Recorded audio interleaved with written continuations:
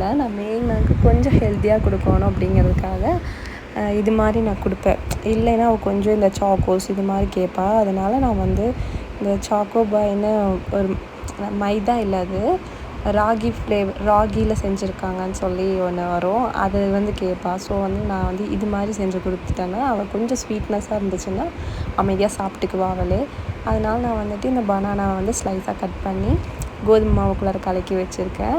கோதுமை மாவு ஒரு 2 ஸ்பூன் கோதுமை மாவு போதும். அது போட்டு தண்ணி ஊற்றி கலக்கி ஒரு பின் சால்ட் போட்டு கலக்கி வச்சு இந்த பழமெல்லாம் எடுத்து உள்ளே போட்டு டிப் பண்ணி இப்படி எடுத்து போட்டோம்னா அது நல்லா வேக வச்சோம்னா நல்லா ஸ்வீட்டாகவும் இருக்கும், ப்ளஸ் அவளுக்கு ஃபில்லிங்காகவும் இருக்கும். ஸோ வந்துட்டு டேஸ்ட்டுக்கு டேஸ்ட்டும் ஆச்சு, ஹெல்த்திக்கு ஹெல்த்தியும் ஆச்சுன்னு சொல்லிவிட்டு நான் இது மாதிரி ட்ரை பண்ணி அவளுக்கு கொடுப்பேன்.